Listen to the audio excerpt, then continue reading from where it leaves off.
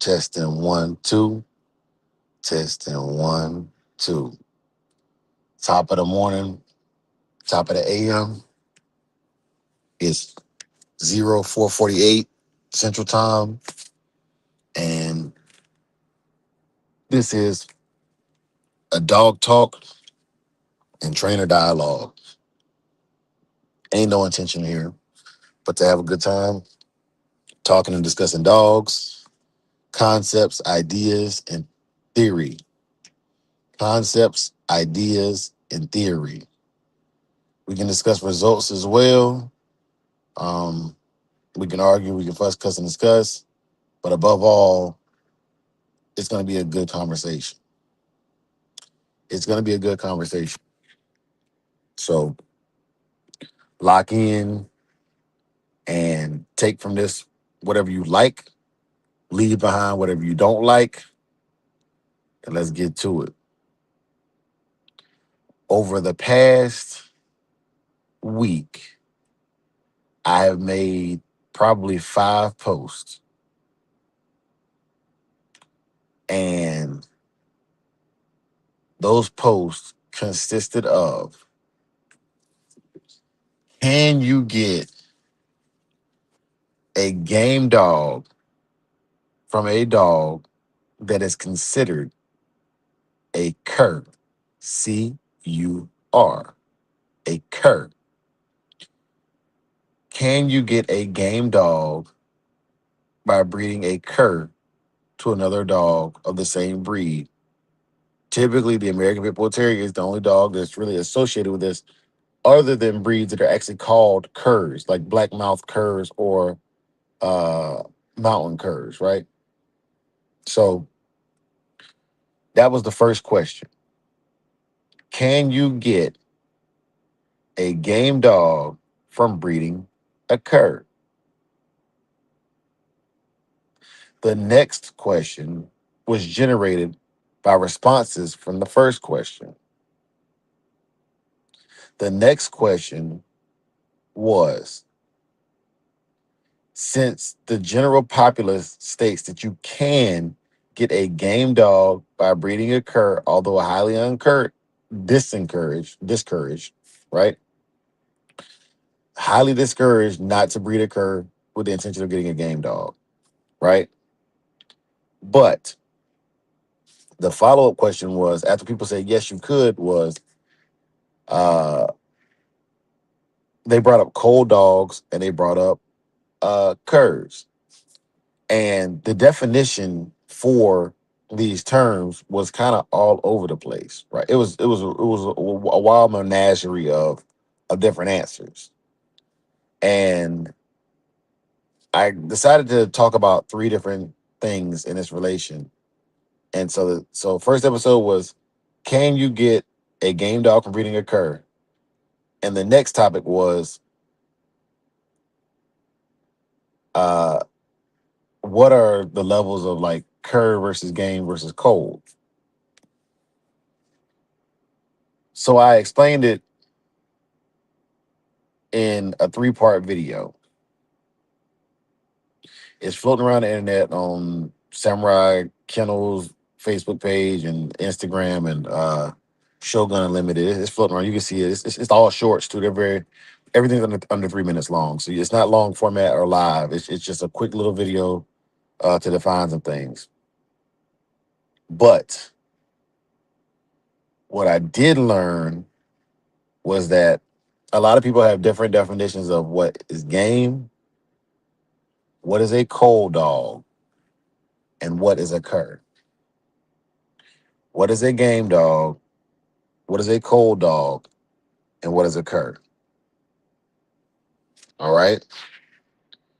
So what I decided to do was I decided to utilize what I think I know about the dogs to put out a baseline for the understanding of these topics that we're discussing, right?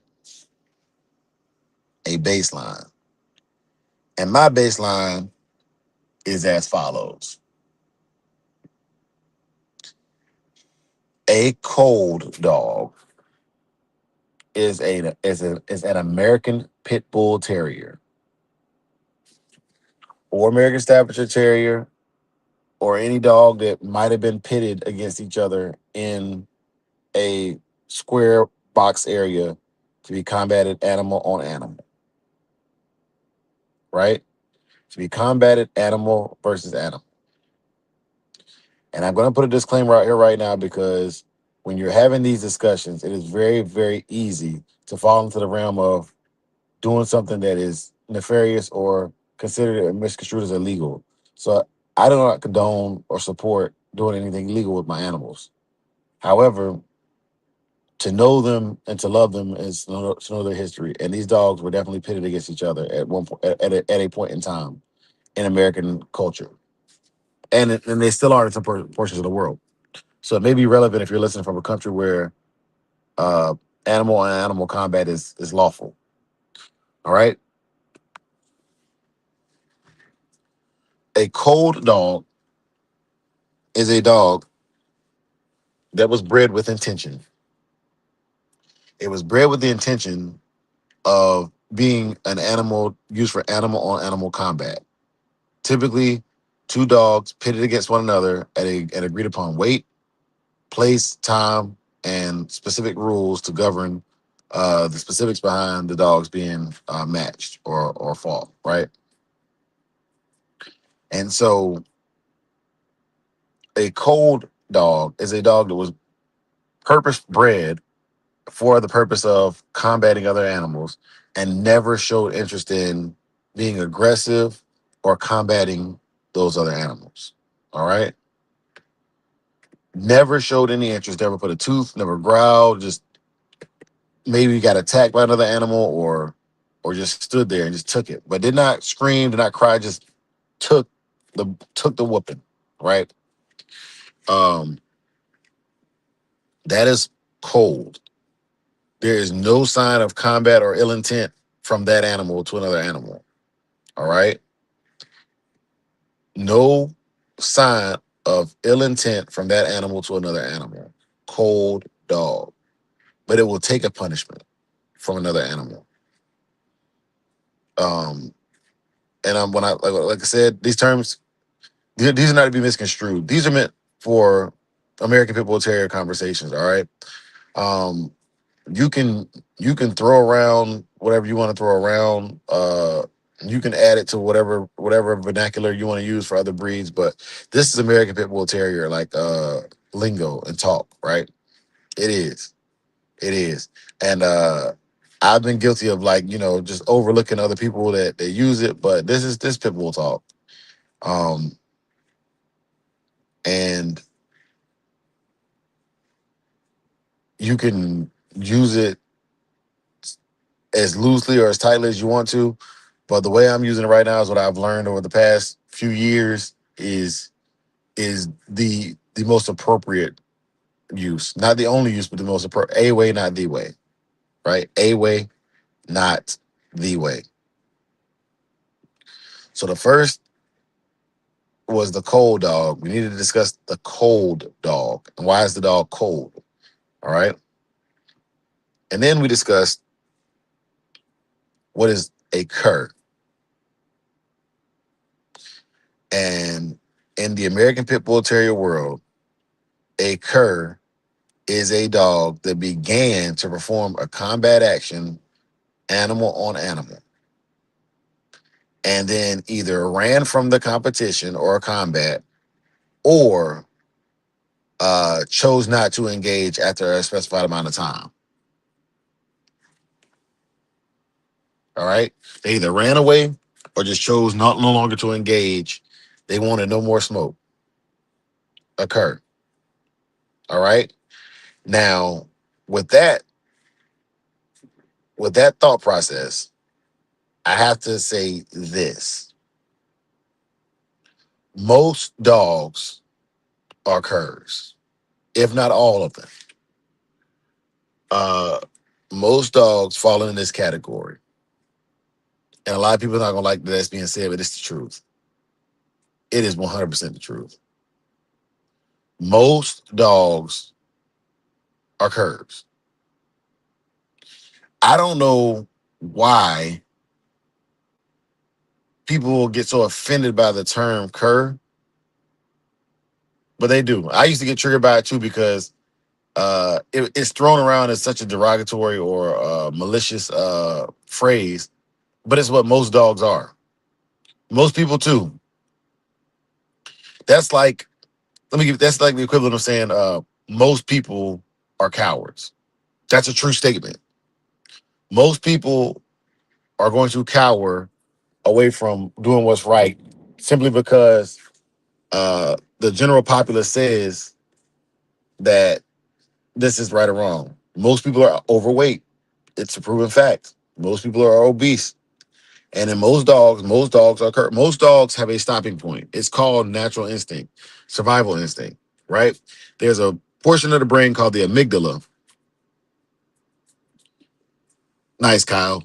He said it's all about the circumstances. Thank you, Kyle. Most dogs have the fight or flight response, right? And it comes from a reptilian portion of the brain, a brain that is way before humans got involved with dogs. And that portion of the brain says survive, right? So for a dog to be a cur, it just makes it like any other dog, like any other dog breed. Now, what makes the game dog specifically special is when it ascends beyond the level of a cur. All dogs are curs until they're proven otherwise. But when a dog ascends above the level of a cur, that's what makes it phenomenal. What we're talking about, right? It does something that is goes against nature to provide uh, a result for its owner or its family that is above and beyond, right? So most dogs are curs. Most people are cowards. Most human beings are not running back into a burning house to save their dog, and most dogs are not going to stay into it and stay in a situation that they feel like they're going to lose. It's simple as that.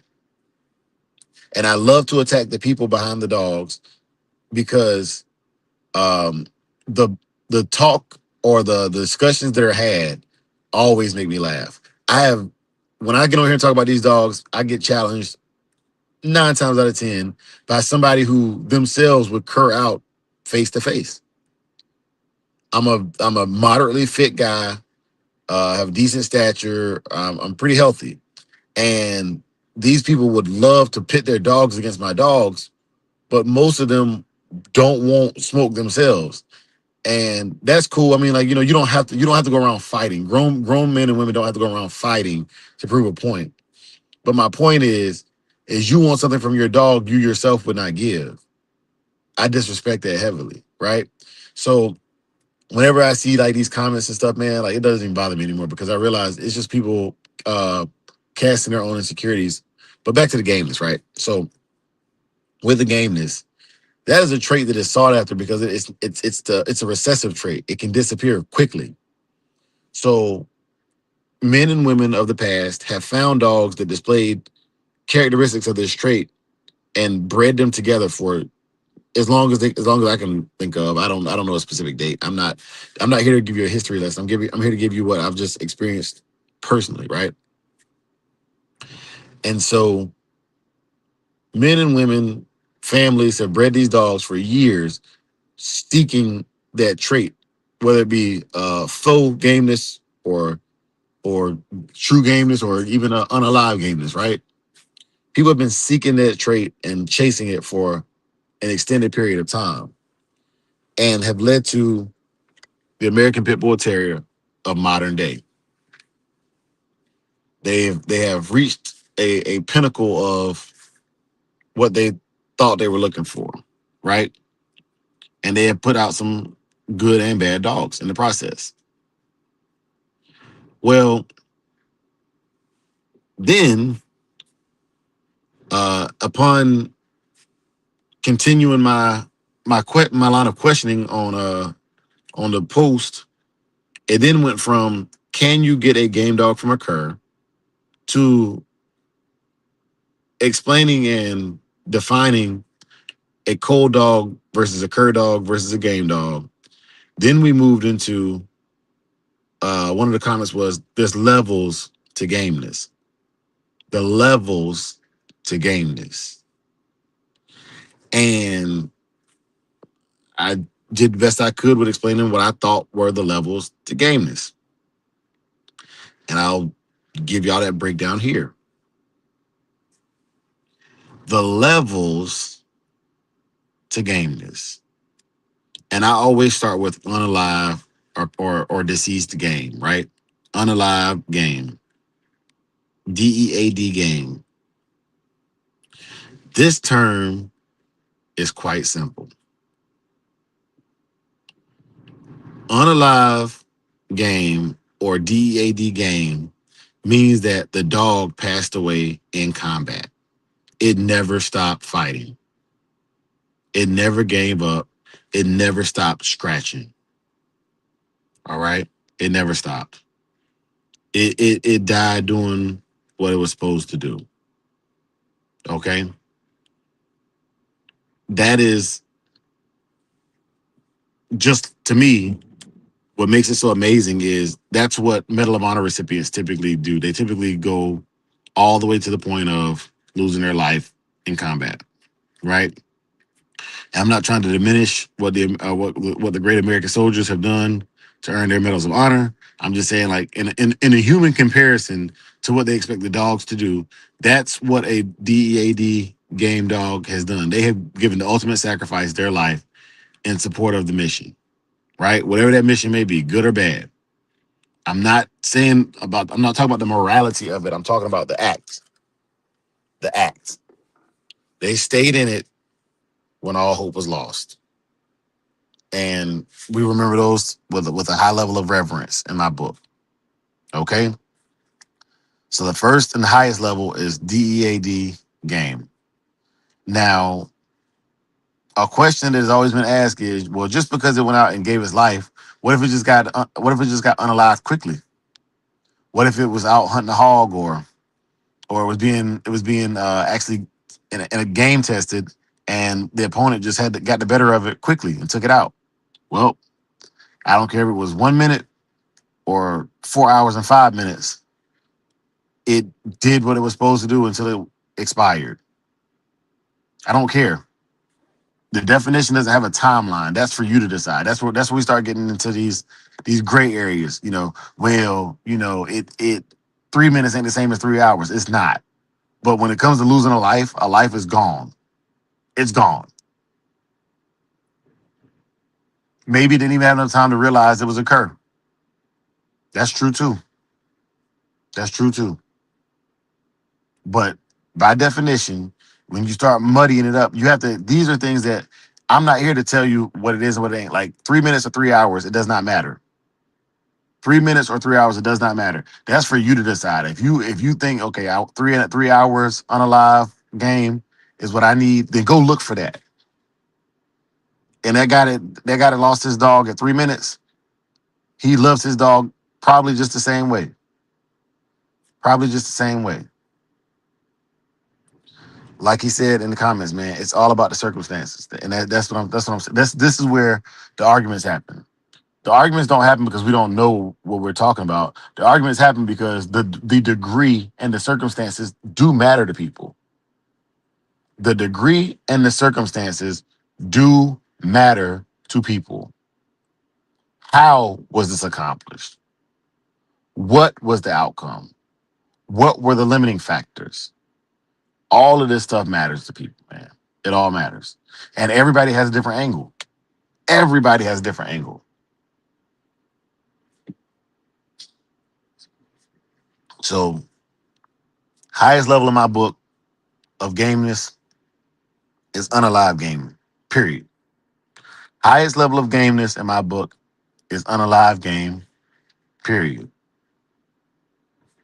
The next level of gameness that I want to discuss is the level of gameness known as crawling game. Crawling game. This gameness is simply a dog whose body is broken down badly. Organs might be shutting down, limbs broken, parts of the body may have been removed, the jaw, ear, eyesight, and they are still willing to stay in a combative situation with all of these limiting factors, right?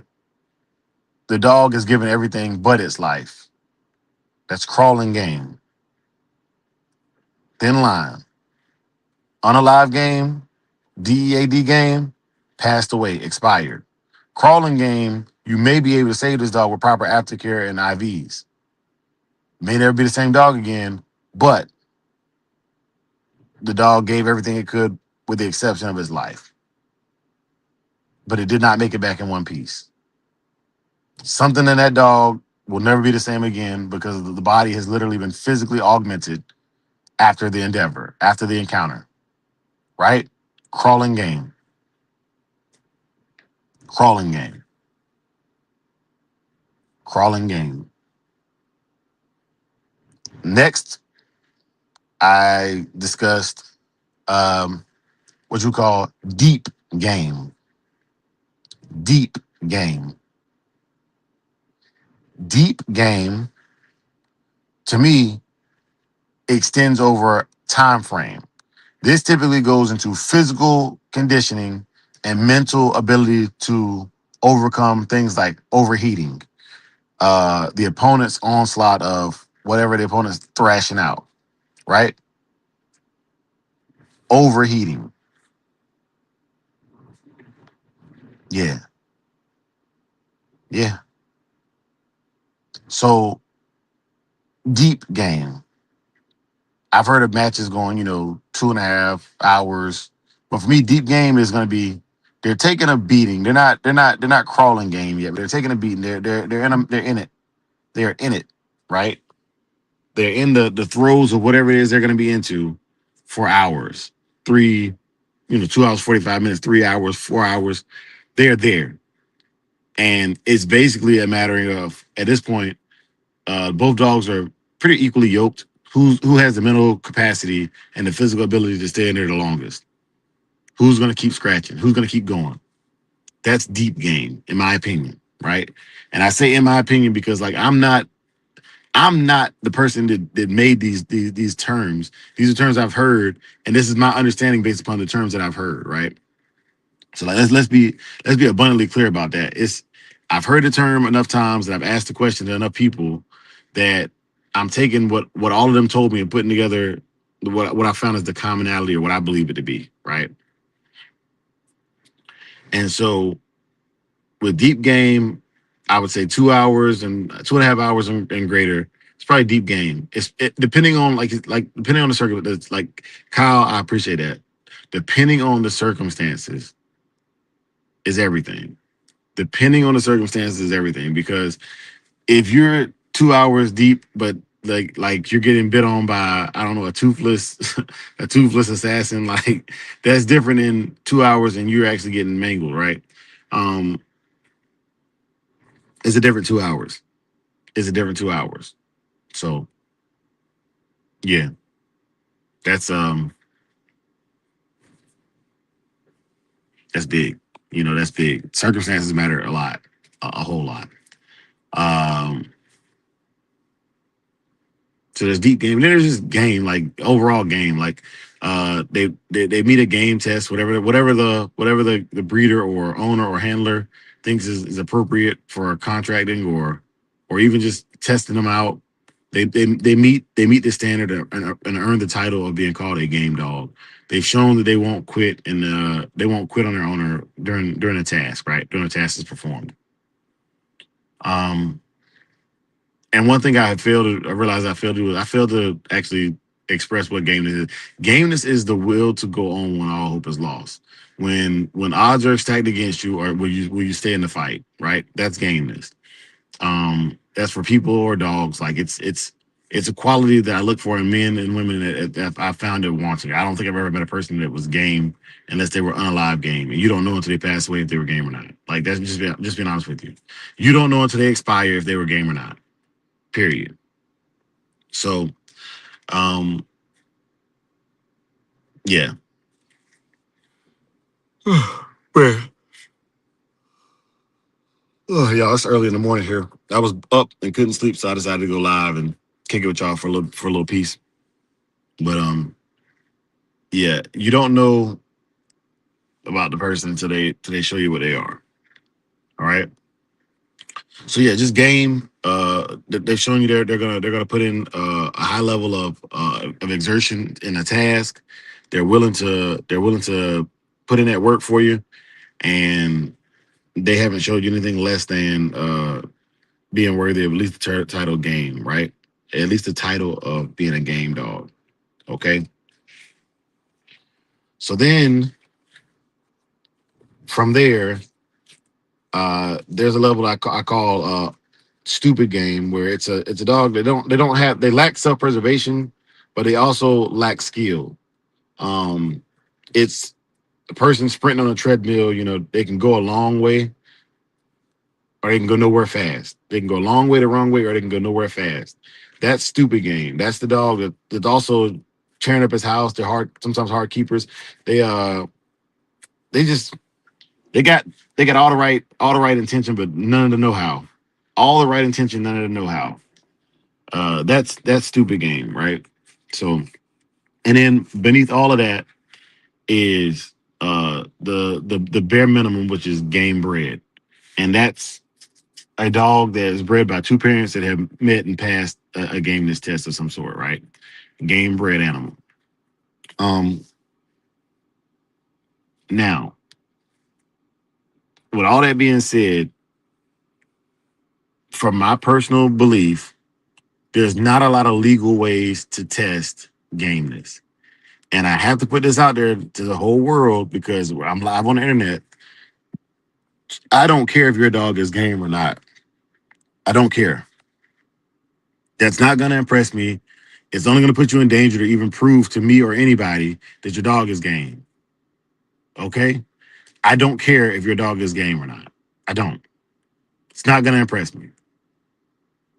What I do care about is that whatever task you breed your animal for, your dogs that you are breeding do that can do that task. I don't even care what level, like, so, because a lot of things, there's levels to it, but a lot of things are based upon the handler.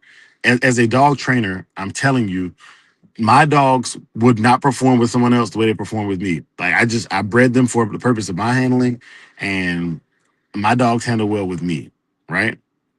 I don't know what they're gonna look like with the next person. I don't care what they look like with the next person. That person has intention and I have to be able to show them what I have, what my dogs can do. And if they decide to get one from me, to be able to at least give them the baseline of what the parents can do, right? Because you should be breeding for better. So the puppy should be able to do what the parents can do plus a little more, right? That's it. Don't care if they're game. I don't care if they're curs. I don't care if they're cold. I do care that whatever you came to me about for that dog at least can give you a starting point. That's it. That's all I care about. Can you get? Did I give you a dog with a foundation that can at least get you started in the direction you're trying to go? That's all I can hope for.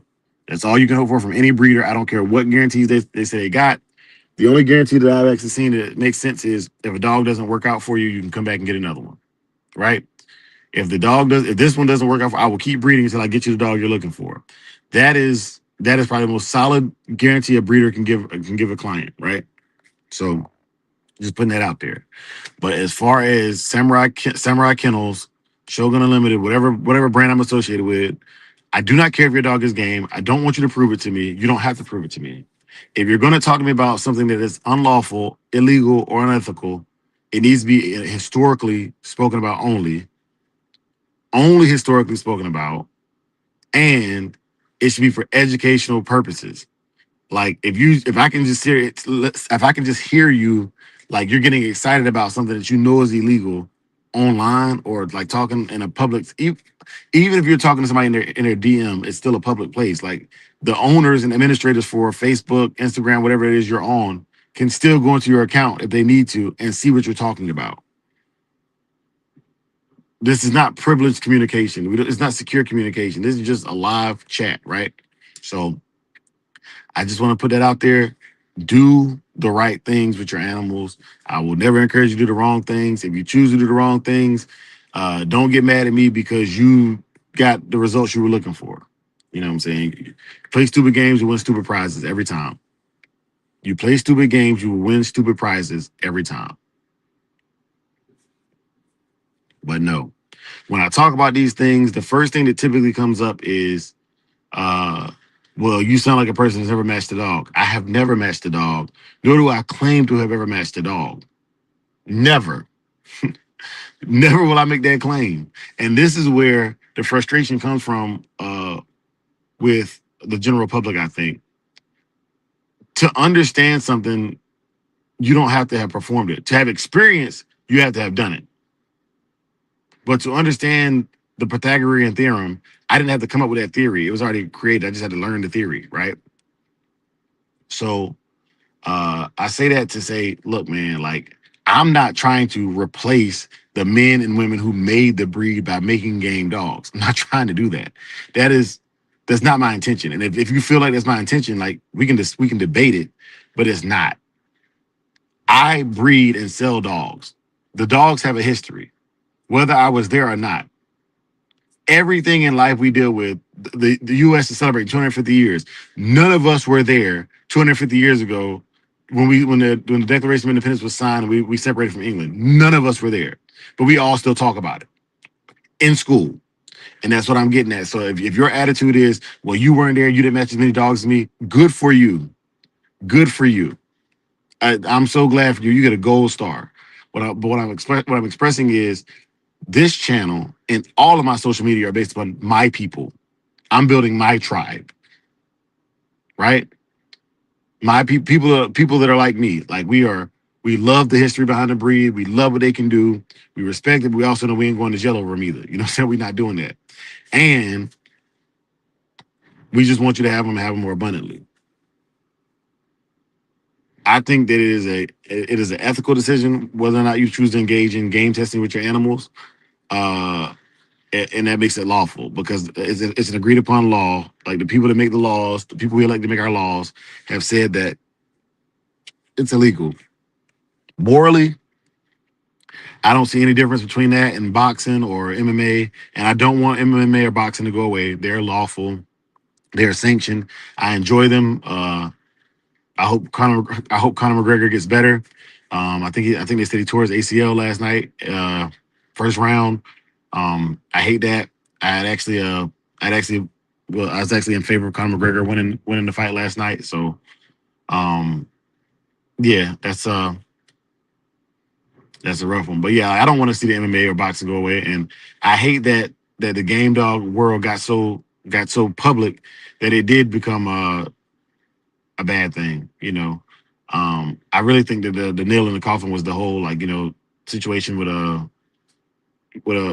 famous celebrity getting involved in them, but it was already going to crap at that time. Um as a kid, I remember a lot of kennels that were up and running when I was a kid. They don't operate anymore. I hate that. I was hoping those kennels would have.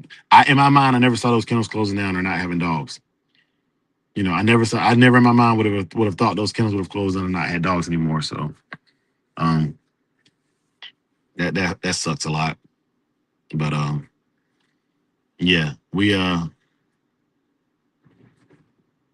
gameness, curves, cold dogs. I'm gonna be continue to hammer this home um, and utilizing definitions for what they are. And hold on, man. I'm gonna shoot the link right now, Big Hill.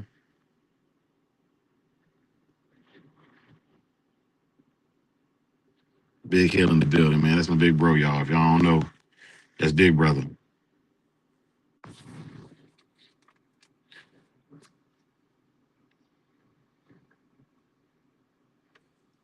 I dropped the link, bro.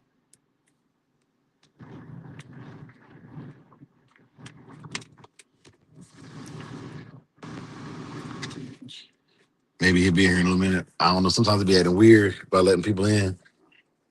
And Pippin went live last night too, so I know it's working a little bit, a little something, something. But yeah, man. Cold dogs, curs, and game dogs. Cold dogs, curs, game dogs. Uh, man.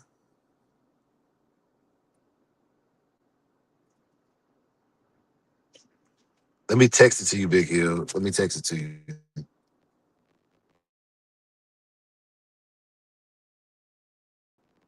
right, let me see. That's crazy, man.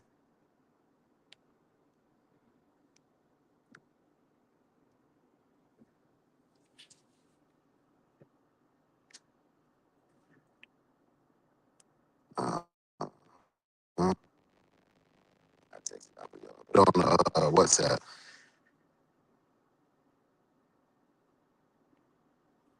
And then I think depending on which email you're using, bro, if you go to StreamYard, it should just jump you right into this into the background where you can just pull yourself on there too. But yeah, man. Uh,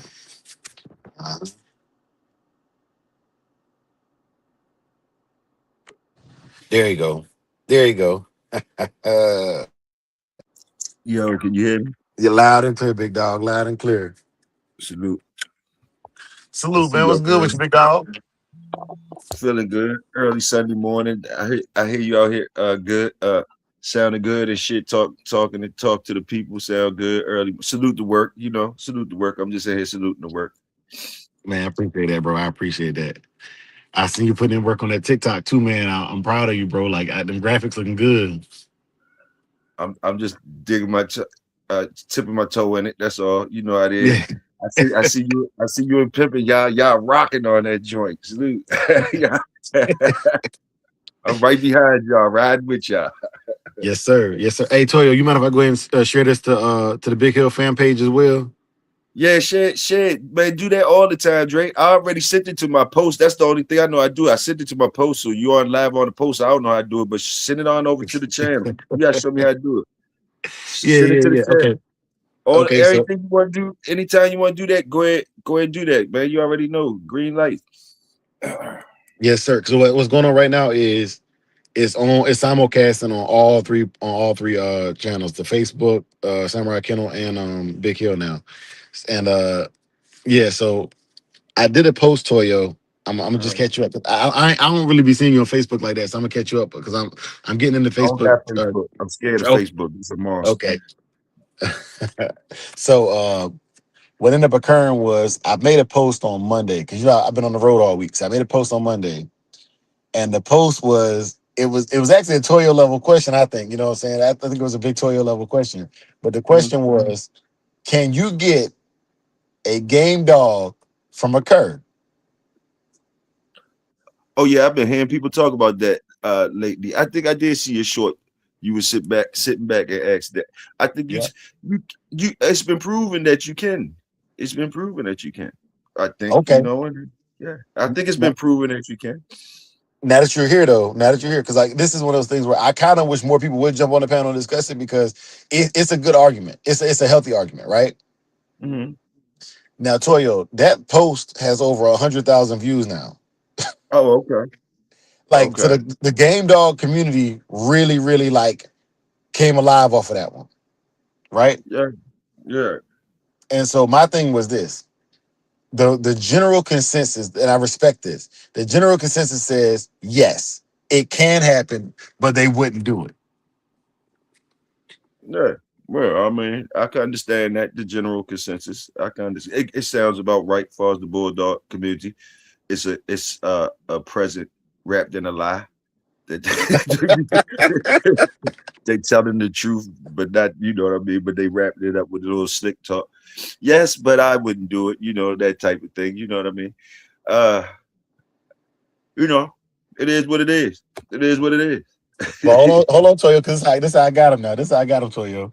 So then I said, okay, can if there have been game dogs bred from curs, can you give me examples? And this is where the community they took off with the answers before they thought about what they was doing. uh, So Bo came up, Finley's of Bo, course, of course, Philly's bow came up. Of course. Snooty, Bully Yeah, Son, yeah. you know, it's a And we Bully wasn't Son. we wasn't there, but they, of course, these historically speaking, they have been called curs. Those three dogs you name have been called curs, and they produce they're stamped in history. Far as our dogs, they produced a lot of game dogs, which you would call game dogs. Well, the thing is this. So They produce a wasn't lot of isn't curves too, probably. isn't Jeep considered one of the top ROMs other than Frisco? Who? Jeep. Yes. Yes. Uh-huh. Oh, okay. Okay. So I think that I think that even even though we say what we want to do, Hmm. we're proud of our courage, man. And that's what I was getting at. I'm not saying that every dog is a cur until it's proven otherwise, in my eyes. Every dog is a cur. So the other thing I was mentioning was, why do people even get so upset when they call the dogs a cur?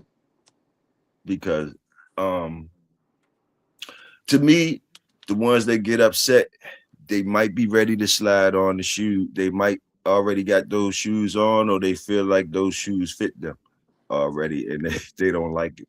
That's what I think. Because I mean, if you accept, if you accept that statement that you just said earlier, which was a statement of from history from an old timer, uh, uh, it's safer to think that way about these dogs. It's safer if you're counting on if you what can I say?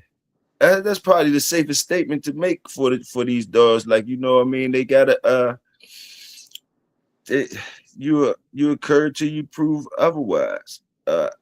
You know what I mean? Or what else did they say? Be surprised when they don't quit. Don't be surprised when they quit. Different things like that been told to us by the old heads.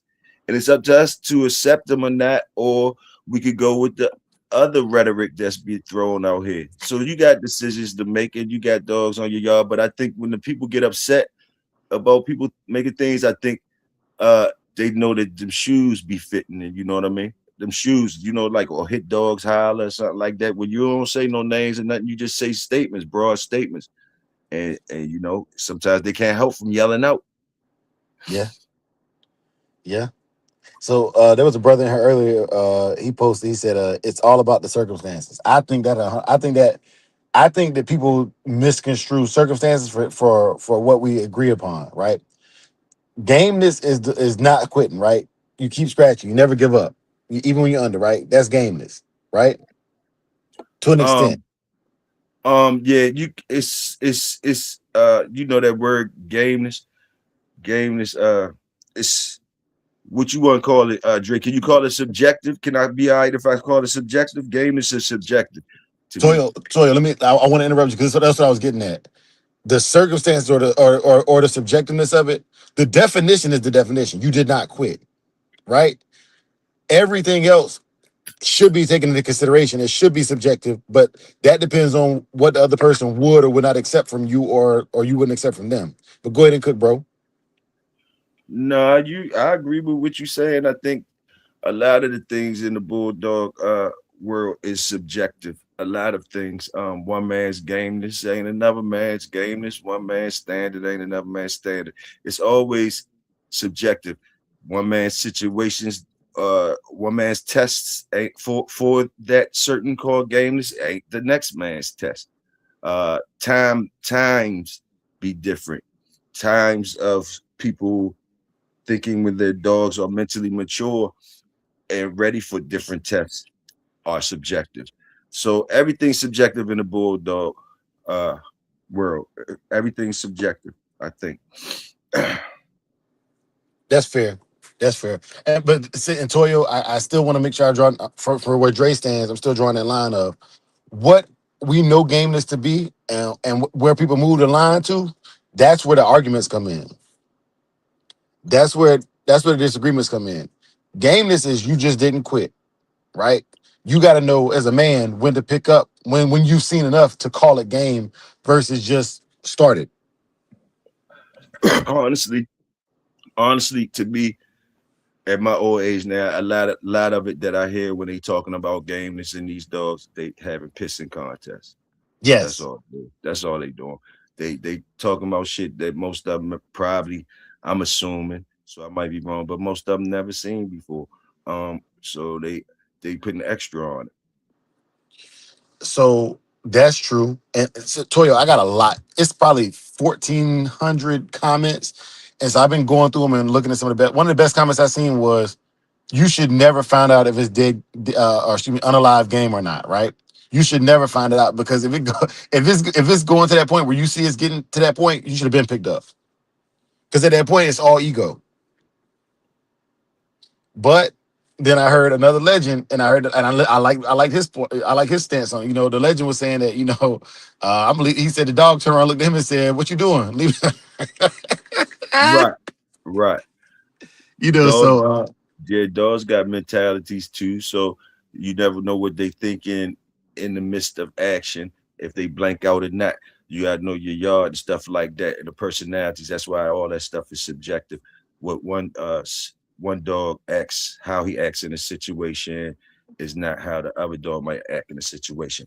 And dead gameness, just in my opinion, uh it a lot of people, like for instance, you was talking about picking up. So you was historically speaking about box boys when I heard you say picking up. When I'm thinking about gameness, it goes, you already know how it goes. It goes beyond the box. So when you in woods situation and you see it, you might be in a situation where there ain't no picking up. You can't pick that up. You you out there working with them dogs, and you got a certain dog out there. The dead gameness might happen more often. You might see dead gameness more often than you think. Because those situations you don't have an opportunity, ain't no referee and shit like that, or it's not a game. It's not a yeah, game. It's not a it's game. life or death. It's not a game. The boxes was a game. The woods wasn't a game. The box was a game. A game.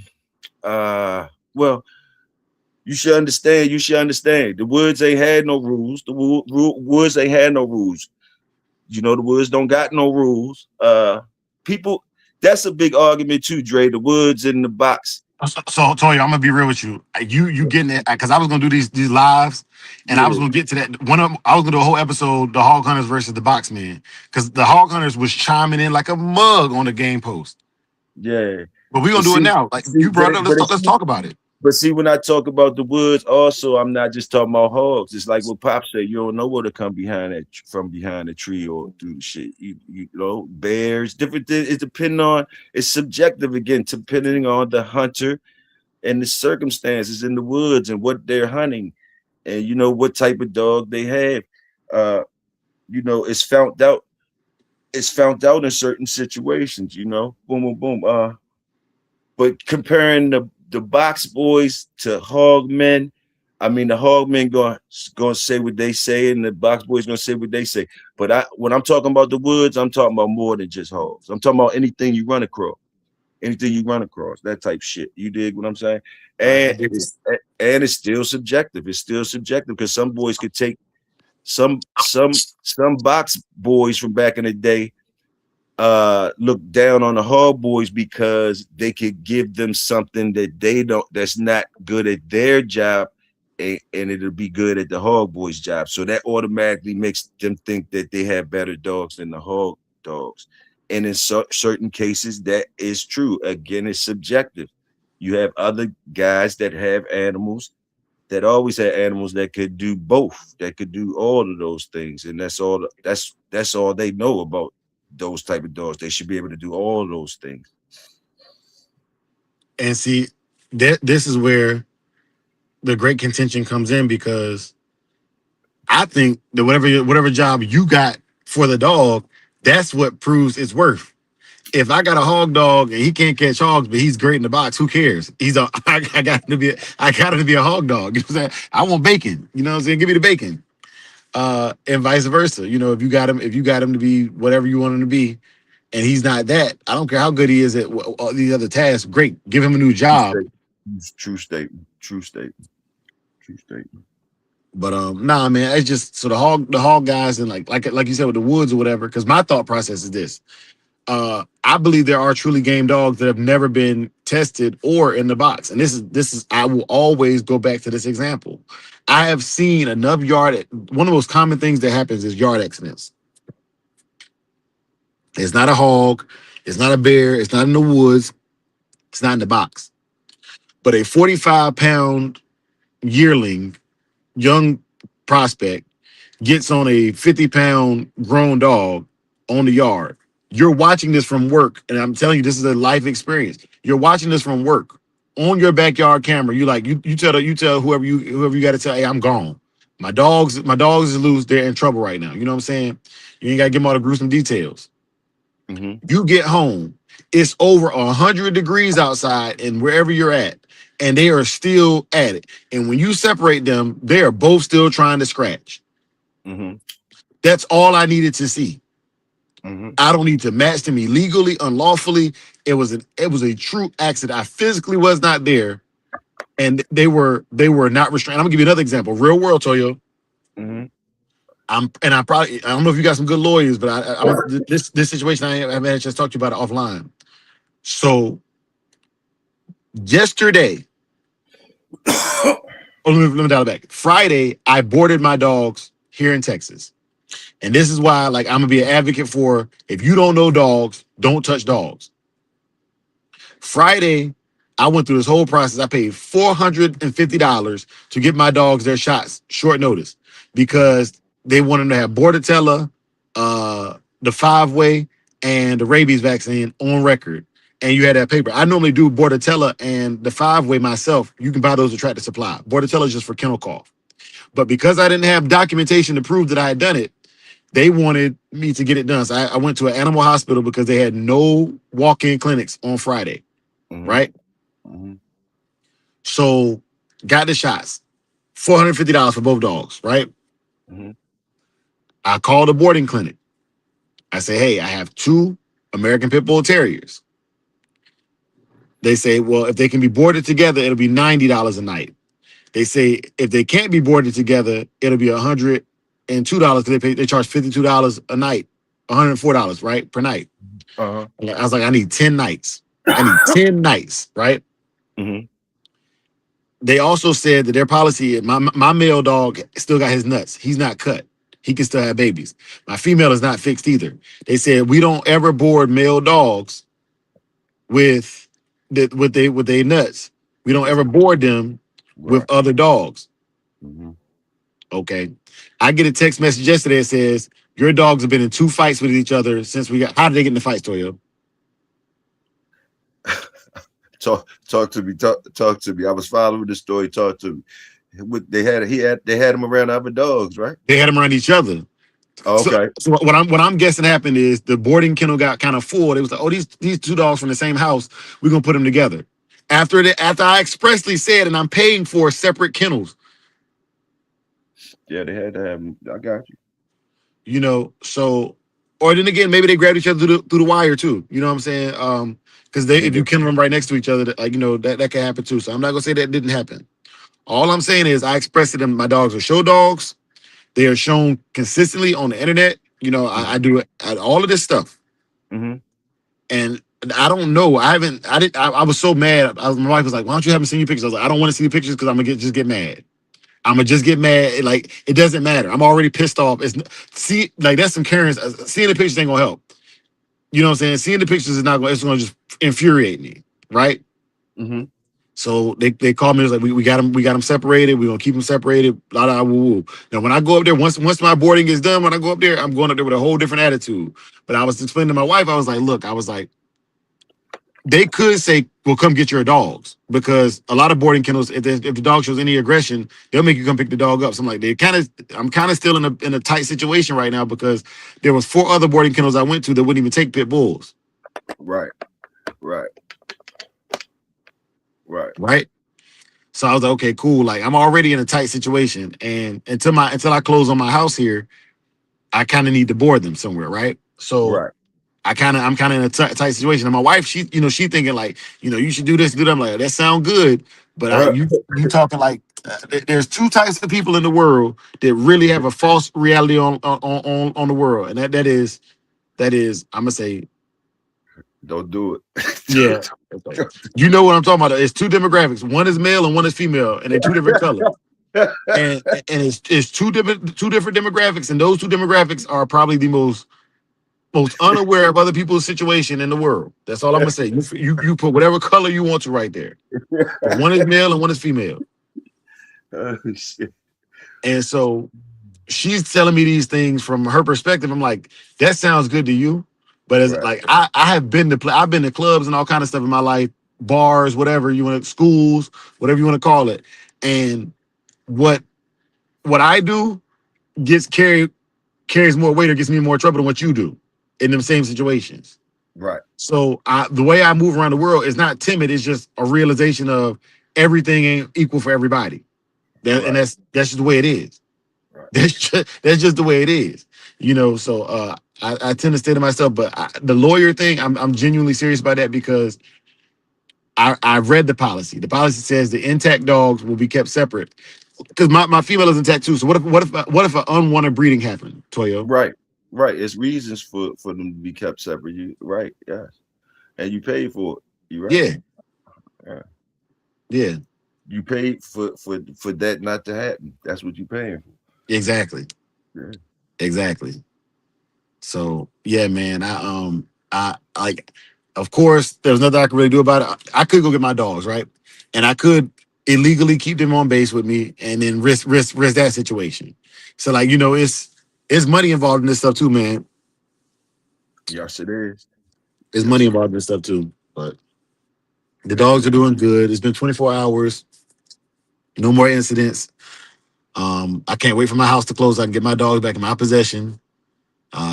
But yeah, and it was funny is people always say how we shouldn't have these dogs and stuff, and then they get them and they're like, man, I should have listened to you. Yes, you should have. Yes, you should have. You have three huskies, and they're like, yeah, my husky's pretty dominant. That's what he told me. My husky's pretty dominant. No, your husky is not dominant. Your huskies do what you allow them to do. My pit bull will have all three of your huskies pulling the sled even faster. You want to see them huskies when I did a rod? Let me put that pit bull behind their butts, and I guarantee you when I did a rod. yeah, it's the dogs, man. Those dogs, they when people see them, just like when I was young, at first seeing mine, when I seen the first one, I wanted one, and you know, I learned about them through having them and stuff like that. I was that interested. But like you say, it's a lot of bumps and bruises along the way when you want to really have these joints. And now they they just so popular that everybody wants them, and everybody wants them. And I think that is a major part of the problems with the dogs, that they look so good and they is so good that everybody wants them, and then they forget about what the dog really is. That's like a second or third hand thing in their head. The first thing is they want them and they think they can control them or whatever. And the the history and the work and being the working dogs, those that don't be held at an importance till too late. A lot of times, too late. And even the professionals, like you say, that's taking care of our dogs and stuff like that, are supposed to, or getting paid to take care of our dogs, or even the ones that's out here, the dog professionals, that's animal controls and all that. A lot of them don't even know about working stock work working stock animals and stuff like that. Some of them do, but a lot of them don't, and that's more where and the jobs become popular. And it's just a check for somebody and stuff like that, and that's where mistakes come involved. Like, you know what I mean? Whoever's there at that facility, if they professional, they shouldn't have. They should have been like the other people said, they don't take pit bulls or whatever. They shouldn't have said all they said, and then something like that happened. You know what I mean? So boom, but they learn, that's like them learning on the job too, but like you paying for it though. Yeah. Yeah, and like even with yard hands, you're gonna learn stuff. Like I was a yard hand for my cousin, so I learned a lot about dogs and mistakes I wouldn't make with my own dogs because of mistakes I made with his dogs. True. So I mean, that's cool. Part of the My process. Part of the Yeah, process, yeah. and my dogs are good dogs, man. Another thing I wanted to say because you brought this up about the professionals, the vet that I went to, shout out to Blue Cross Animal Hospital in San Antonio, Texas. I'm gonna say the name again. I'm gonna give them a free promotion. Shout out to Blue Cross Animal Hospital in San Antonio, Texas. Salute. This this is the third vet that I've been to. But the first animal hospital, all the other vets I go to are like low key, like privately owned, old man, been there for forever vets, right? This Mhm. guy is in a major animal hospital, right? Mhm. When I had my wife was holding Kazi, I was holding Saki when I was getting the shots. And after he got done with the shots, he was talking to me. He said, "I want to tell you something, young man." He said these dogs are probably some of the fittest and best shaped dogs I've seen. He's like a lot of people. He said most people bring their pets in here to me. Their dogs are obese, and I have to give them the feedback that their dog is obese. He said, he said for my three personal dogs, I expect my dogs to live 20 years plus. And he said, I've yet to have a dog not live 18 years, and I keep him lean.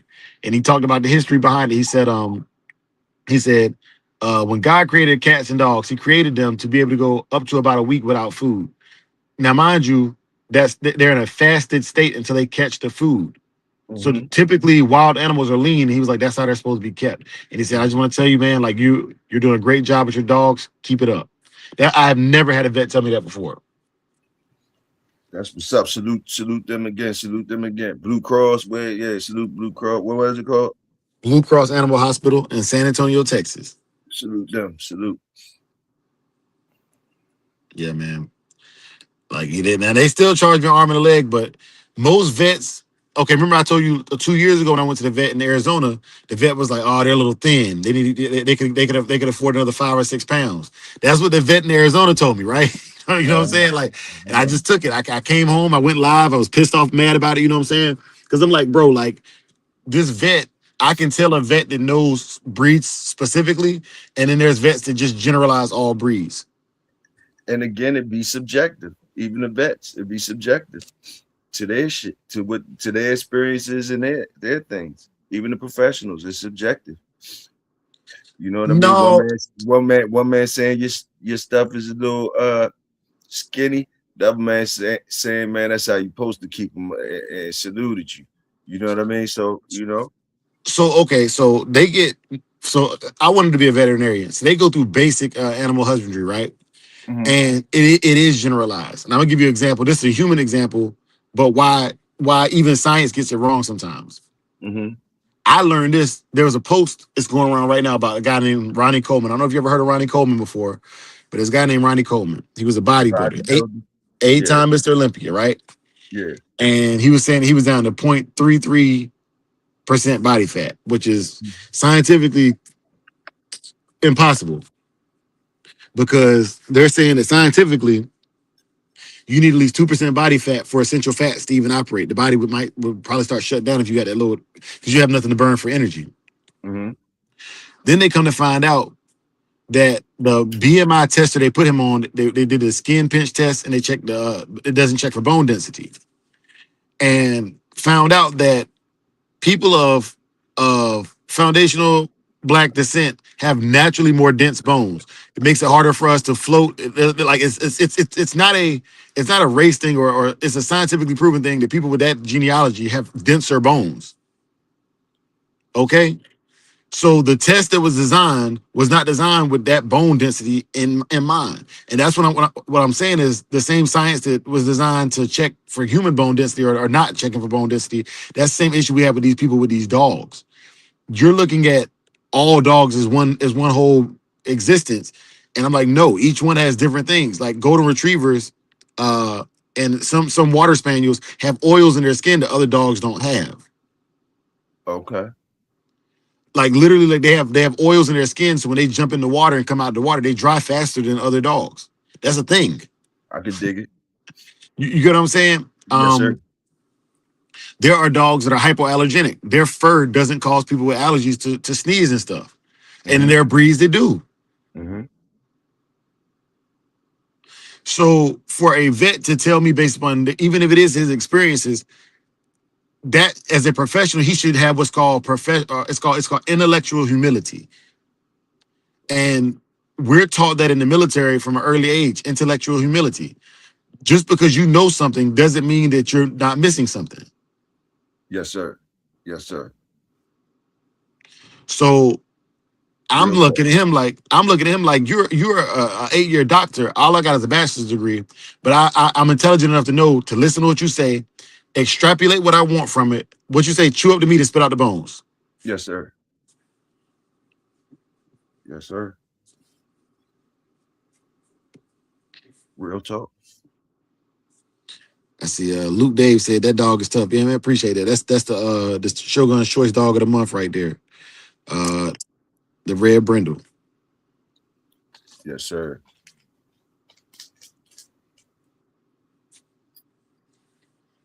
But yeah, Toyo, like, because I get what you're saying. You was giving grace, and I love that. You know what I'm saying? Because every now and then, you got to balance it out. But I'm not giving grace in that situation where you're a doctor and you're actually giving me bad information. And I'm gonna give you an example. Hmm. I'm gonna give you an example. All right. A human child. Most human children are either underweight or overweight. It's very rare that you get a child that is like commensurate with the weight and height for their growth chart, right? Okay. Okay. Do you know that children also, depending on their parents' age, might age differently? Yes. Yes. Like if you have older parents, you may age differently than the child with younger parents. I got you. Okay. So when they develop these charts, who developed these charts and for who? What is the ideal parent's age? The genealogies behind the parents when you put on these charts. So I guess they going on averages and stuff. You know what I Averages, yeah, mean? okay, okay. Well, check this out. How often are those updated? Because my group is having children older at an older age than your group had children. Right. So they gotta constantly upgrade that thing, huh? They gotta Yeah, that's constantly. you know what I'm saying. Like my age group, a lot of my friends didn't start having kids. They was already in their 20s or early 30s, whereas the generation before me, pimping your generation, y'all might have had them in the teens,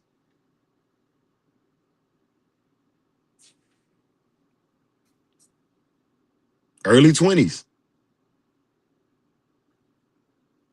Yeah, but when you think about it like that, I would think just my common sense is kicking saying, well, they got now that you going into that thing like that. I'm looking in there, I'm riding with you.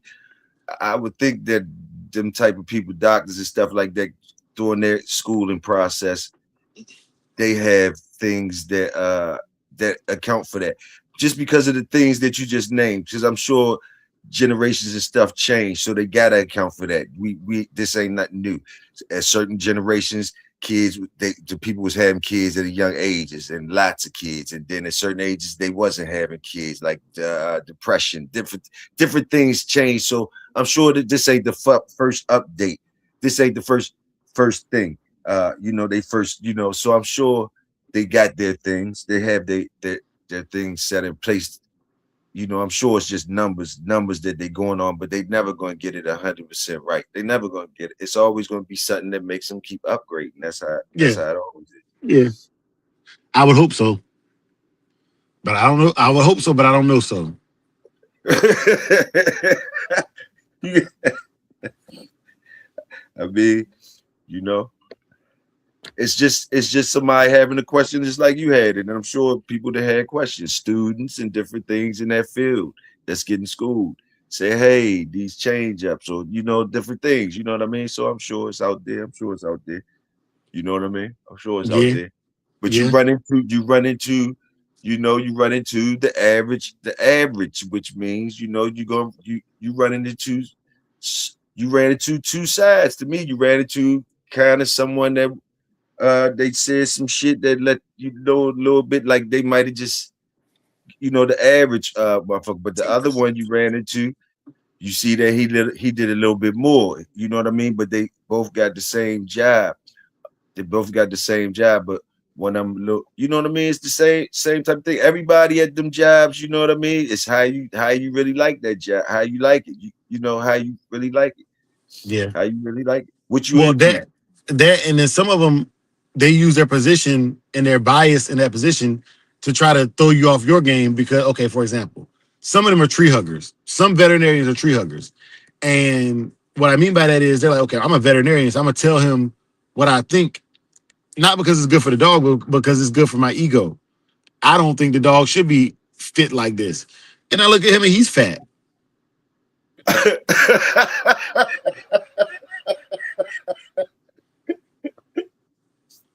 And I'm like, do you give this advice to your human clients? Hey.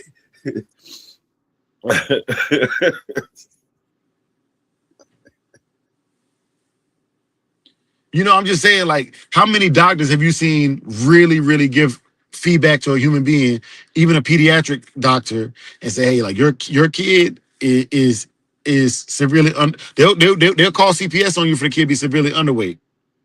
They will call CPS, CSP, whatever it's called. They'll call them on you for the kid being underweight, but they never give feedback for the kids being fat. Not real feedback, not actionable, but but to tell you about your dog, man. We don't care about the kids. We don't care about the kids. And that's where my bias comes from, because I'm like, if you care about about all the things that you say matter to you, and you're fair about it, and you ain't gotta be equal, but you're fair about it, that's cool. But if you would break your neck, if you would break your neck to get a dog out of a hot car, but you wouldn't do that for a child, I got a problem with it, bro. Yeah, that's crazy. That's crazy.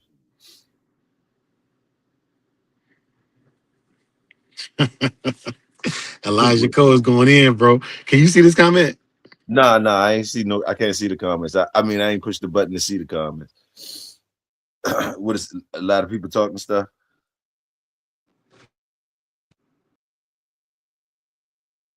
What do you say, Dre? I can't hear you. You must have hit mute, or I'm gone or something. Check one. Toyo, can you hear me? I hear you now. Okay, nah, my alarm went off at 6 a.m. here. Oh, okay. Yeah, that's my alarm to get up. I was supposed to go run this morning, but I did my sprint intervals yesterday. And man, Nick, boy, what? Man, Toyo, shoot. What you did? You were doing good. So yeah, I'm doing it's I sprint a lap and then I walk a lap. I sprint a lap and walk a lap. And that, until I hit 2 miles. Mm-hmm. Man, by lap number 6, bro. Mm-hmm. You was feeling it. Yeah, my lower back, man. My lower back was killing me, bro. And I got new running shoes and everything. You know what I'm saying? Yeah, but Elijah Coleman, I appreciate you, bro, for coming through. Elijah said they won't call out the overweight anything because it's fat. It's love. Remember, you're talking about the world that's created for people of not color. People, obesity and everything is everything for them. Why do you think that the females try to work out so much? Because their men are so huge. Hey, but that's hey, we see it, we aware of it, you know what I'm saying? Yeah, man. And my thing be, instead of me attacking people, I be the change in the world I want to see. I want to see people live longer life and be healthier. So I'm getting healthier. And that's why every now and then I go live and I'll show y'all my workout or whatever. It ain't to flex on nobody or nothing like that. It's like, hey man, look, bro. Like, I'm out here doing this thing to show you that I'm not telling you to do something I don't do myself. I'm not gonna ask that of you. You know what I'm saying? I'm not gonna ask that of you. I got you. I got you. That's real talk. Stay healthy. Health is wealth. Everybody. It seems like everybody's moving. I hear a lot of that nowadays, more than I used to. A lot of people is saluting health now. It's it's a good thing. It's a good thing to hear. It's always a good thing. I love it. It's also a scary thing too, because I know motherfuckers is yelling. There's so many people yelling at them. Motherfuckers is really messed up out here. Everybody, Everybody yelling it. I ain't never heard so many people and seen so many people getting in shape. It, this is. I've been out here 55 years. Boy, yeah, everybody be trying to get in shape now. I ain't gonna front. And it's a good movement. It's a good movement, but it's refreshing. It's refreshing. But Yeah, but to me, it's they like got the what y'all smell in the air. Something y'all smell in the air, boy. Y'all smell. Y'all smell. Y'all gotta be in shape. You better be in shape. You smell it in the air. Everybody, it's like it's in the air. It's in the air, and I love it though. I love it. But like, yeah, what's making everybody want to get in shape? That good health. People dying and stuff. People people realizing what they're eating now. More information, like I'm putting that in my body. Oh, different things, was whatever it is that's making you want to stay healthy. Salute. It might be the information age that's making you know, and you want to live long and fight off the whackness. You got to be in shape just to fight off the whackness. yeah, for sure. Elijah, that's what's up. Elijah said he out walking his girl right now that she dropped pups. Yes, sir. Yes, sir. Toyo, can you hear me? Yeah, I hear you. Can you hear me? Yeah, you. So I'm gonna tell you something, man. And this troubles me, man. I see a lot of people taking that shot, the Ozempic, right? And mind you, do everybody has different vices. I don't knock you for the vices. My fear is though that they're getting an unrealistic sense of reality of I can do whatever I want to my body, and then just go take this shot. It'll be okay, you know. Oh, Oh, that's what's going on. So I ain't know that. I heard that word before. So that's what's going on. What's there? Some diet stuff? Some diet yeah, thing? it was actually I think I don't y'all correct me if I'm wrong. I think it was created for almost like diabetes or something like that, or like insulin resistant people. But they found out it was a heavy appetite suppressant as well. So what people do is they take that shot and it's appetite suppressant. Like I see people dropping like 30 pounds in a month, and then they go on Facebook and they flexing like how they dropped all this weight, and they selling these workout plans, but it ain't really the workout; it's the Ozempic, you know. Yeah, yeah. I've been hearing Um, that word drop like Jordans out this joint. I've been hearing that word like a lot lately. Like me, I ain't know what they was talking about, but I've been hearing it like people talking about uh the things they like. So I did hear that. I did hear that word before. I never knew what they was talking about though. and then It you was got to talk more. about the merit of it. Go ahead, Toya, my bad. No, go ahead. Go ahead. So this is where I have, man. I'm at a law because everybody remember how we was talking about the circumstance earlier with the dogs. Yeah. This is where the circumstances hit me hard. They make me a hypocrite. So personally, I don't believe in surgery. I don't believe in the shot. I don't believe in none of that to get in shape. I believe in the hard work because when you earn it, you respect it. That's what I believe, right? That's what I believe. And in 10, 15 years, they be like, oh, the shot's causing cancer. You'll never have to worry about it if you don't get on that shot. That's what I think, right? Yeah. But if you cannot will yourself to get in the gym or walk or whatever it is you need to do to lose that weight and that shot help you out, help you feel confident to go out there because when you look better, you do better. And when you go out there and you get that new job that you didn't have the confidence to get and stuff, I can't knock you for that. But don't you ever in your life step to somebody who did it the natural way and think in front of me because that holds more merit to me. You had to have the mental discipline to do what you needed to do as opposed to buying it. You paying to play in my mind. And so when I see those things, it's like I'm happy for you, but I would have been happier with you if you had done it the hard way. Well,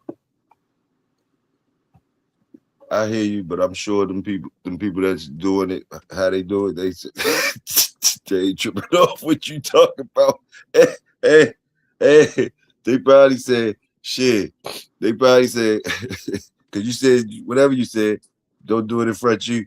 They said ho ho ho. They said ho, ho, ho. So all I see was two natural niggas versus those Ozympian niggas or whatever. It's, it's fuck y'all. Y'all niggas clutching or what? Y'all niggas, what the fuck are you talking about? You said don't do it in front of you. I said those Zippian niggas, whatever, I'm sure. They feel like, hold up, nigga. Shit. Hey, nah, it is what it is. Though natural always, natural always is better. Natural always is better. Science or whatever it is, the other things, you know what I mean? Hey, I guess it's a place for that too, But and then like I understand what you're saying too. Don't think I understand what you're saying. Uh, you know, somebody that's just cheating and ain't trying to do the work. You know, I know that's really who you talk to. People that's cheating and ain't trying to do the work and just trying to basically just buy some stuff that they get, you know what I mean? So you ain't really trying to salute that. So I So definitely know. hold up now, Toyo. 'Cause I told you I become a hypocrite when it's Okay. people that I know or I know their struggle. I Uh-huh. be giving passes, just like with the dogs, just like with the dog. I'm just being real. You know Yeah. what I'm saying? And that's why I say like life will make you a hypocrite because I Yeah. know family members they 400 pounds and I'm glad they got something that's gonna help them drop the weight so they can get in the gym because they're too heavy to get in the gym right now. But see, this is what I'm trying to say. That's what I mean. That's not. Would you consider that cheating? Like that ain't really cheating, is it? Like if a person 400 pounds, some of them will go ahead and work it.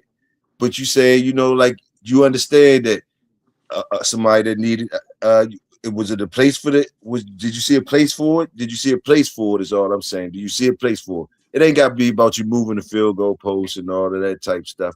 Sometimes it's just a place for that. It's just a place for that. It's just a So place for that. my place comes for this. I would rather see you take that thing and Mhm. extend your life. Got you. Oh, okay. I got you. I understand, man. I understand. Yeah, you know. Um, man, that's the RBG in the building, man. What's good, big dog? And like you say, I do agree with what you say. I don't want to get it twisted. I do agree with what you say, whereas though, yeah, you can't hold that over top nobody.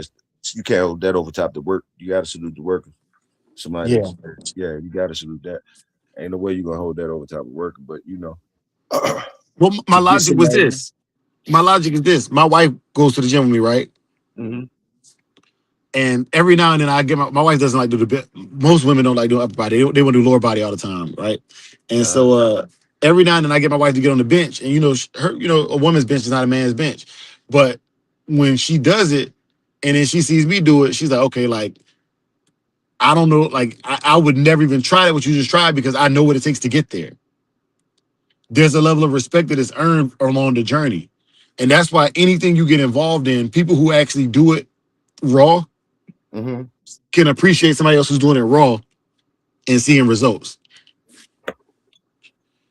You know what I'm saying? That's why I've always been against the steroids and the dogs. I'm like, if a dog earns merit on steroids, you don't know if you're going to produce dogs that can handle that level of injections or whatever supplements you're giving it. You don't know if you can produce that again. But if you know a dog naturally produces whatever this is, Uh-huh. you know your baseline. I'm not saying that that's right or wrong to give steroids. I'm just saying if your goal is to sustain a line of dogs and you're adding stuff to it, you don't really know what you got.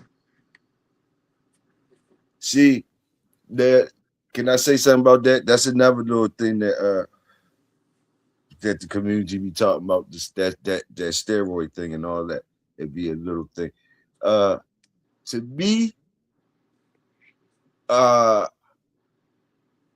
people be saying stuff about steroids use and all that type stuff and all that in a negative way, right? In a negative way.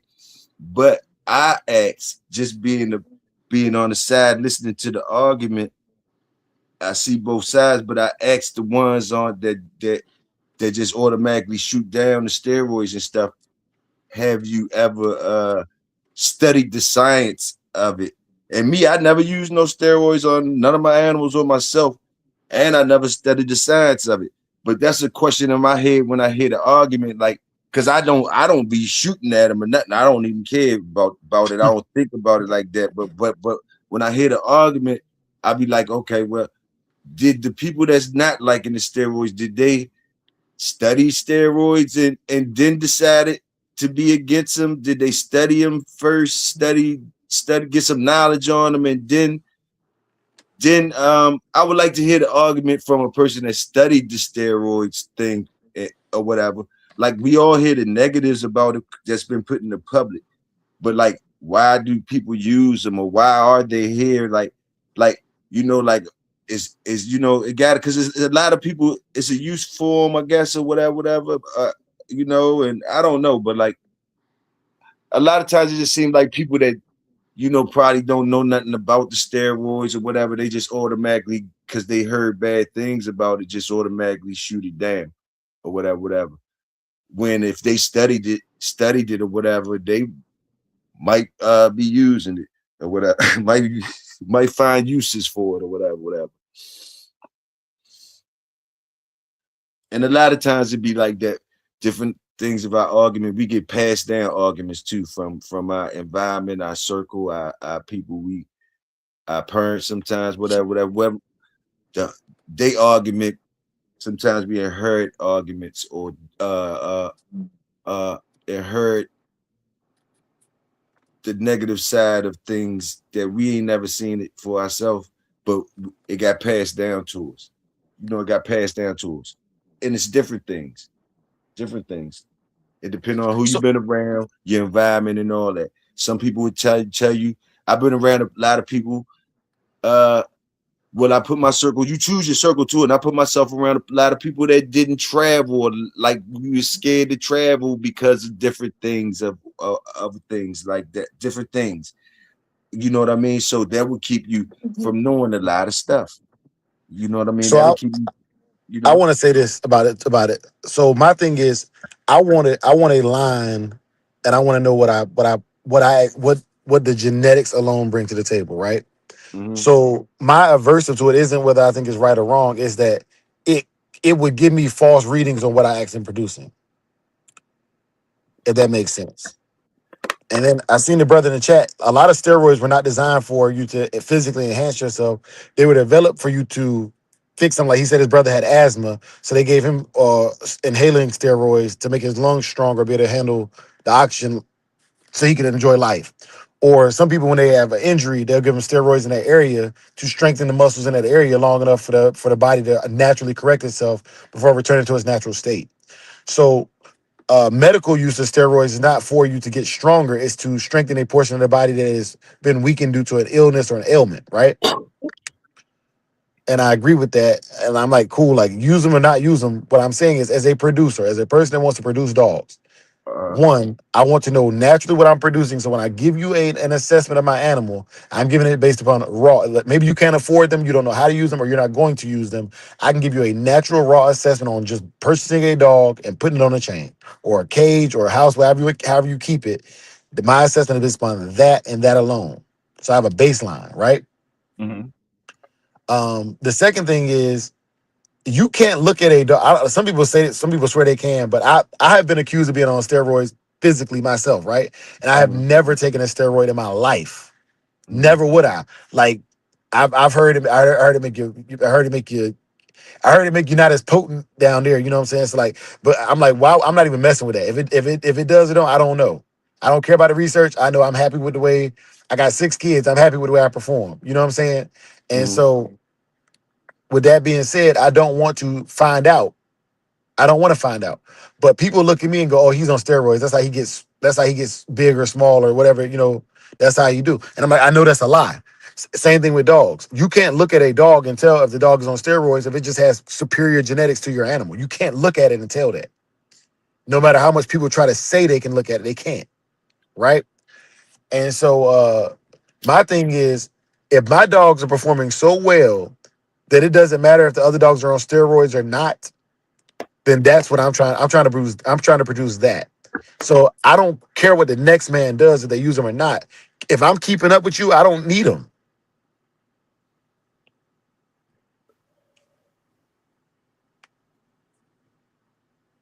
Don't need them. And that's my thought process on that, Toyo. Salute. That's like cause I do like I do all like the little fun shows, stuff and like that, whatever, like with the wall climb, the slap mill, the weight pull, all of that stuff. I'm like, I don't care if the other dogs are on them or not. my dogs always place, or almost always place. You know what I'm saying? Like it ain't always, but 90% of the time we place. So I don't care if they on steroids or not. Like, what is it really doing for you? And then I look at the dogs like if they are on there and they're barely beating me on the steroids, what happens when you pull the steroid out of the situation?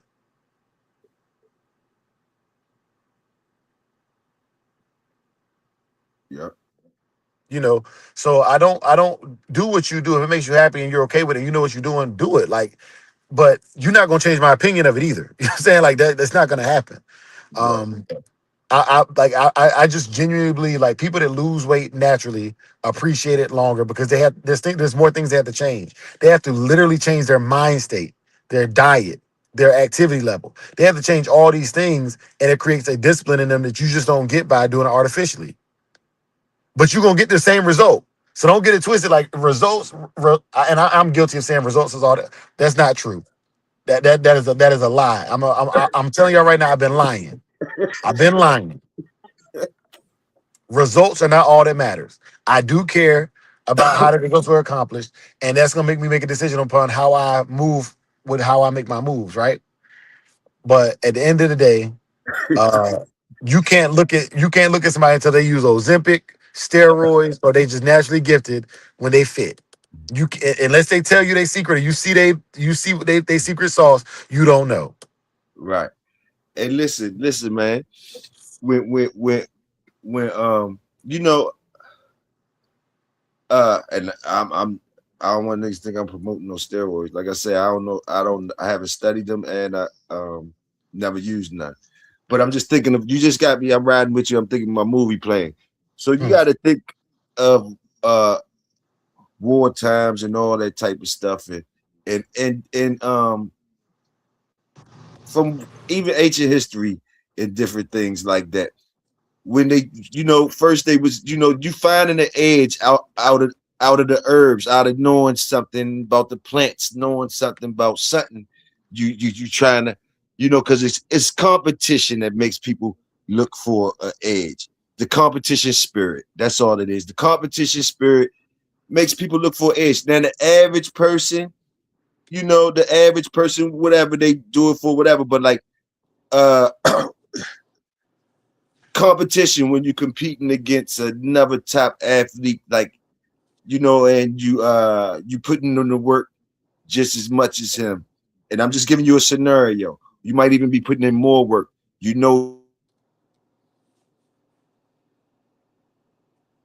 Doing far as lifting weights or whatever, but that joker could just do push-ups and he popping, and you over there doing all types of shit. You ain't popping, but you strong, but your genetics ain't built for it to be looking like that. His is looking like he could lift mountains, but all he doing is push-ups. Now it depends on what they competing in. If they competing in something that's for the show, that man looking for the other man might got to look for an edge, or he try to look for an edge. The competition spirit in him might get him trying to look for an edge to get him to look a certain type of way. And these things be passed on in different sports, different sports. It'd be competition against high level, just not just average people, but we know average people dabble in these things, but we talking on a high level right now. So like look at Lance Armstrong, been doing it for years, was doing it for years under the radar. Different people that was doing it for years, and the reasons why they did it when they already was like that. They already was like that. But the competition spirit get into you,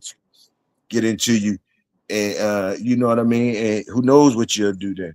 But these things are made for reasons, and man, just like nitrous and stuff in the race cars and different things. I'm sure that the race car boys got little tricks that they do that that a sacrifice it'll mess somebody engine up if they don't do it right. Certain Yeah. things, you know, you know, and the boys that don't know how to do it, they don't do it. But that's the edge them other boys got. They pushing that razor line to where as though people, it's a risk. They weighing the risk out, and some people push things like that. At risk of things that most of us wouldn't do. You know what I mean? So, you know what I mean? No, that's bro. Like, and see, that's the thing. It's this is one of those things where you got to remove. If what I'm saying triggers, and not you, Toya, but like in general, some of the people, if it triggers you, don't be mad at me. Just think about it like it's Dre's mindset. You know what I'm saying? Right. Because like what you were saying, with I don't think there's nothing wrong with putting knots on a car. I'm saying like I don't think there's nothing wrong with that. Like, but to me that's a you're tweaking the performance of that vehicle as opposed to a living object. That's my blockage. That's my mental blockage. You know what I'm Got saying? That's my got mental block. Like that's where I draw the line at. Like, okay, no, like organic is organic and mechanic is mechanic. Um, but yeah, and so even with that, But think I about the driver of those things. These things that the car might blow up because you're doing that. but It's a even the driver. experience of it, Toyo, like okay, for example, I like you got to go off the person's life, and I'm talking about early life. Early Yeah. life experience matter a lot, and so in my early life experience, I bring this about. I played basketball.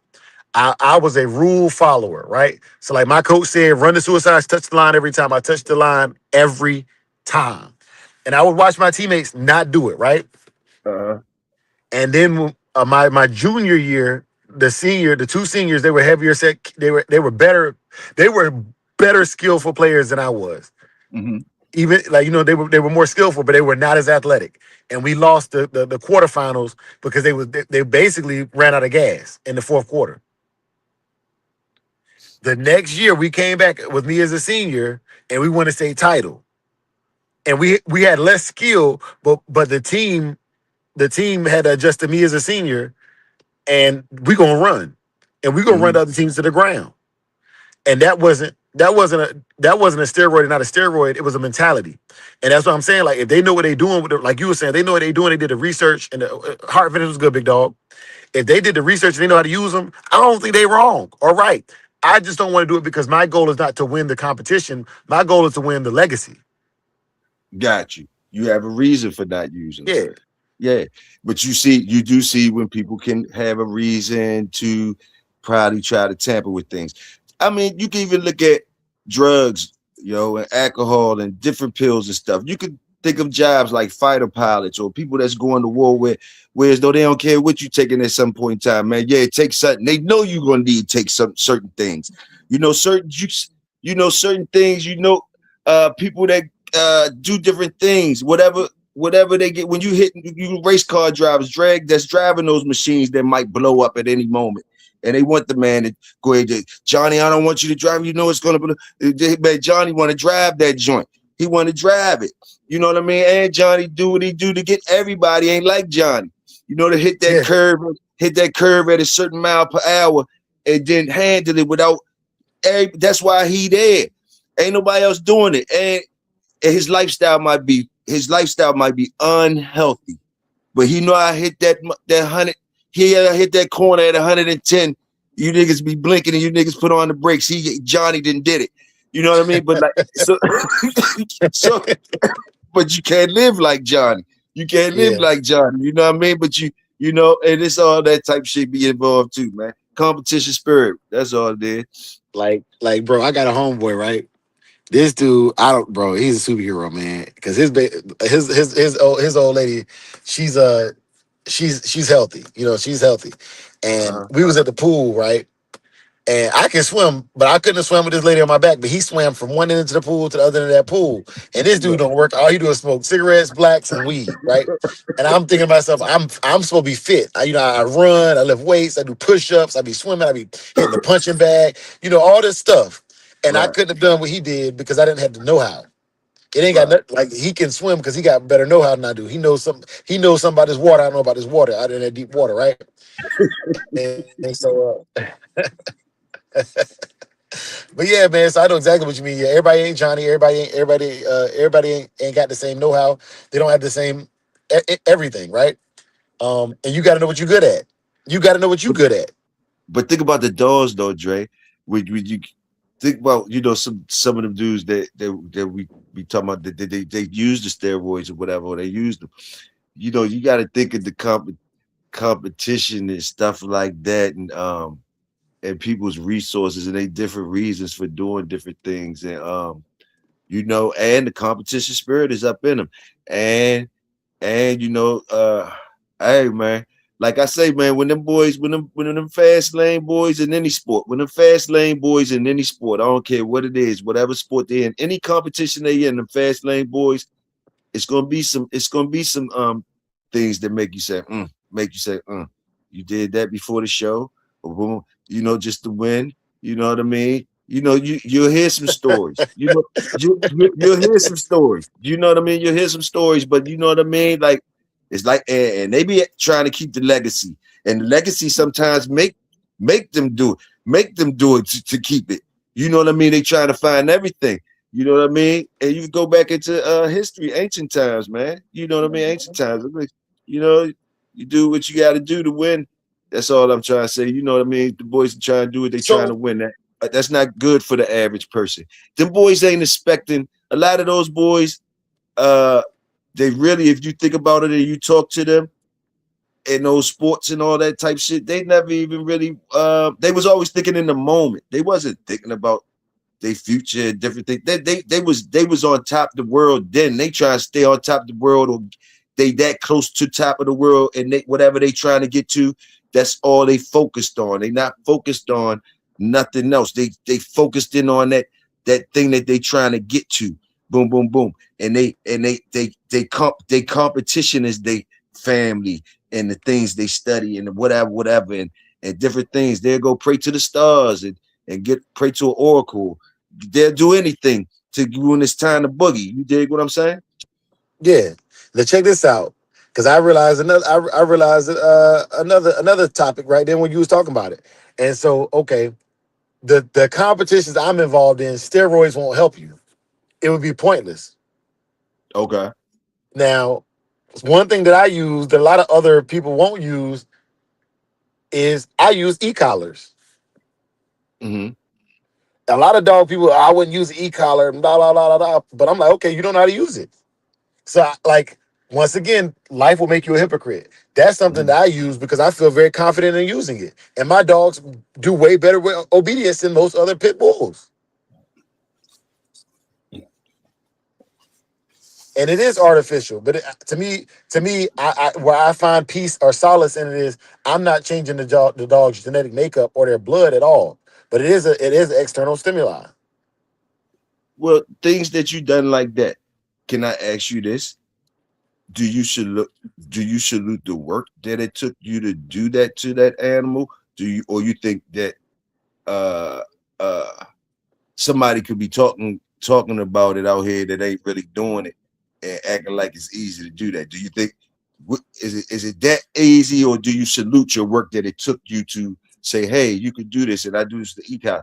Whereas though somebody you might hear somebody talking about it, whereas though making it seem like it's a little too easy. Like what do or you talk to me about that? Do you understand what I'm saying? Yeah, it does require a skill because some people overuse it and they abuse the animal with it. It takes a skill to know when and how to use it effectively. You know, and it's something that people pay me to show them how to use it and get the results that I get. So yeah, I would say it's a skill. Real talk. But and I like how you just gave me that analogy and you said because it applies to pretty much everything we've been talking about this whole time. Hey man, hey, I'm proud of you, man. You know how to bring something full circle, bro.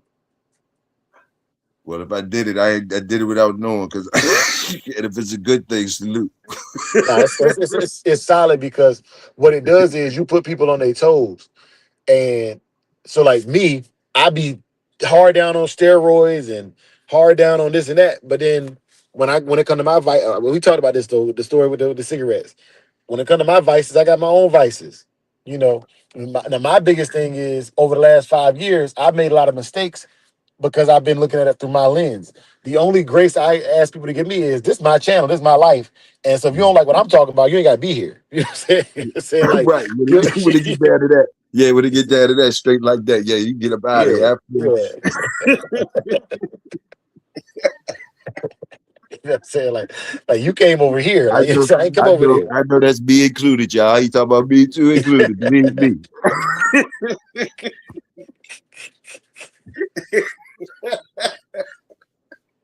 Yeah, man. Salute. But I got to Toyo. We got about 15 minutes. I got to wrap it up because I got an interview with NWA Connie Corso tonight. I'm having a discussion, conversation with Brandon Edmonds. He does the so my training strategy is all offense all the time, and his mantra is all defense all the time. So we gonna talk offense versus defense in dog training. Okay. Yeah, man. I've been trying to catch this cat, man, because he's very opinionated too, and we're both younger. I ain't gonna say younger, but like like we're not 40s, 50s, we're not 20s either. We middle age, I guess, or 30 age. So Okay. So it's gonna be and some energy over there. Is you and yeah, another? Okay, yeah, I'm gonna have to check that out. That's coming on tonight, or y'all? 7 p.m. I think Central Time. Waiting for Okay. Joe to send me the link, but yeah, over on NWA Connie Corso. So I'm doing a promotional thing where I'm doing a bunch of interviews and popping up on channels and stuff to promote the brand, the business, And Yes, sir. Brandon has a dog named Jaja, his Rottweiler, and I'll be talking about my training with my American Pitbull Terrier Saki, and we gonna go at it. Okay. Okay.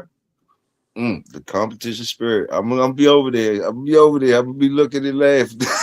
I'm gonna see. I'm going over there and be entertained and salute the work over there. Hey, I like it. I like it. Salute to Yeah. Joe over there too. Yeah, man. Yeah. Big story, Joe. Elijah Cole, man, it's been a pleasure working with you today, bro. And Tim Hendricks, welcome, bro. Big Tim, salute. Yeah, Dorian Souls came in the building. Salute. Family. Yeah. He said, I want part. Okay, bet. And Elijah, if you following the Samurai Kennels page, man, make sure you stay alert on there. We do our digital dog show. We be on here talking. Toya, Toya, this I want to do my lives from now on though. Being real with you, like I don't really want all that topic stuff, man. I'm gonna make my topics. I'm gonna send it out to the internet and take the feedback that they give me and just go live and address it. So I think Salute. it's way easier, way easier. All that production stuff is great, but it don't get you no more views than just talking. People want to hear what you got to say. I got you. Yeah. So. But yeah, these pictures y'all seeing right on the screen, these are pictures from dogs that were submitted for our digital dog show, And yeah, man. But Toya, you got any parting remarks, any parting words you want to hit them with? You going live after this or what's up? Nah, I got a little bit of work to do cleaning up this stuff.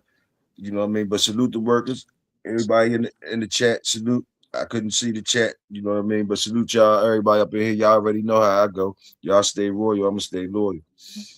Yes, sir, man. And y'all know I like to end the show with the Christian watchword. So I'm gonna go ahead and hit y'all with the Christian watchword. I got some food, Toya. I'm hungry, man. My stomach growling. I got it. Yeah, last week when I think I went to Smoothie King last week when we was live. But yeah, man, I'm gonna holler at y'all, man. So for those of y'all that pray, please bow your heads in agreement. If not, you're welcome to leave. I share my religion freely with everybody, but I don't force it upon anybody. Here we go. May the Lord watch between you and me while we are absent one from another. Amen. Amen. For the love of the dogs, for the love of the game. Peace. Yeah. Beat drop slow, head not flow. Blood don't lie, it's that old yellow line. Sack it from the south, Michonne on the rise. Boogeyman bark, leave a mark every time. We don't breathe for clout, we breathe for spine. DNA thick, can't clone this pride. That Shogun blood, yeah, the legends don't die. Started with Boogeyman, ghost in the chain. Locked in the game, never move for fame. Old mountain lions run deep in the flame. Stock about the fire, Michonne brought the name. Then came Fat Boy, muscle in the frame. Man, hard, put respect on the name. Shotgun smooth, but the work insane. Sugar sweet jit, but a bite ain't tame. Kiki in the back.